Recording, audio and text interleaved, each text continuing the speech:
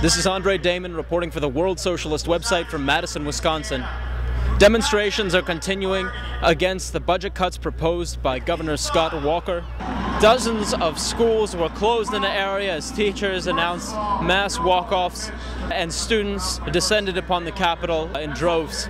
Hundreds of people are inside the state capitol. Many of them are sitting in and sleeping overnight for days in an attempt to block passage of the bill.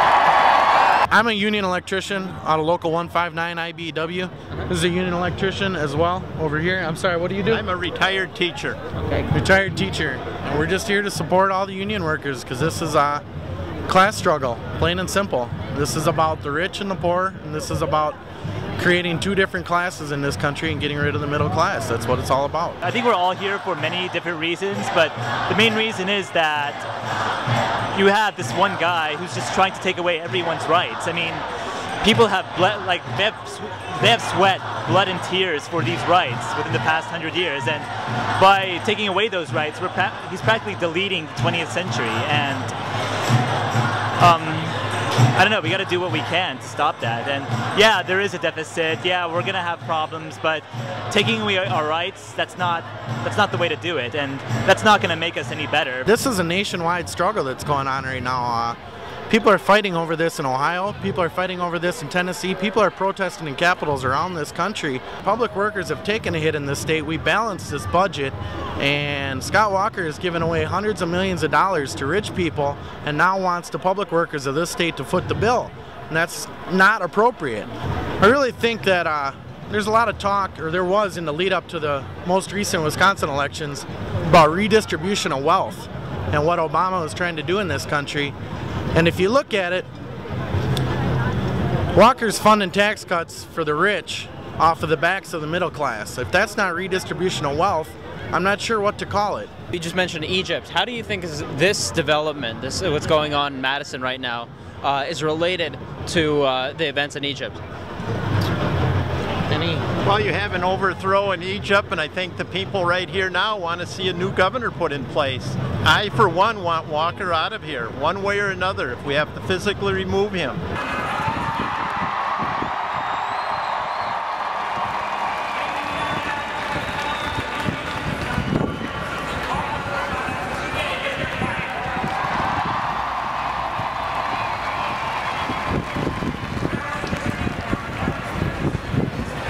Are you a public sector worker, or are you here in solidarity? I'm here in solidarity. I actually work for the private sector. And so what do you do?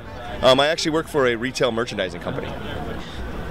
So what do you think about this demonstration? What's your impression of it? I think it's great. I'm glad to see that so many people are out here either as union members or supporters of union members, and it's been completely civil, because the thing is that everybody is basically looking out for the rights of everybody else that's here, and the people that can't be here. Everybody has to have representation and has to let them know that what they're trying to do here is completely wrong against all the workers of the United States, not just in the state of Wisconsin. I believe that the war that we actually have going on right now is all about money, and all about restricting power of people in other countries. They're not really going for what the specific mission was that they originally said. They said that they wanted to fight terrorism, which, you know, by doing what they're doing, they're basically terrorists themselves. I hate to say that about my brothers and sisters that serve in the military, but they just follow orders and they do what they're told, and they're doing the best they can, and I really feel bad for them. I work for UW Housing on campus for the Madison University campus. So basically you paint the rooms, the exteriors, things like that? We paint the apartments for housing, for family housing. The wage reduction is going to hurt everybody in this state, for sure. But it's collective bargaining that I'm really concerned with. And so you're saying that Wisconsin was the first state to implement collective bargaining, right? I believe that's what I heard on the radio. Employees. For employees. Our wages are tied to the prevailing wage. You got to know that when we're talking in terms of what we get for compensation. And if this goes into place and we don't have bargaining, prevailing wages means nothing for us painters at the university here. So now the governor can tell us, you know, now you're making 20 bucks an hour minus health insurance, minus retirement package, okay? Take it or leave it. Guess what? Now you're 10 bucks an hour and try and live in this city for that amount.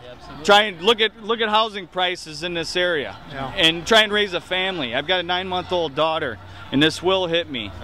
Okay. I'm sure that, you know, living in this city, even at the present wages, I'm sure is very difficult. Yes, it is. Oh yeah, you bet. So forget the days when the father could go to work and the mother could stay home with the children. That doesn't happen anymore. My wife has to work so we can have a decent house and a decent neighborhood to send my daughter to. What we ask for is the American dream: a decent wage, a decent conditions for working, and a home for our family. What do you think is going to happen to all workers if they're able to pass this through for the public sector workers? If Wisconsin loses, it's going to trickle down to every state in the union.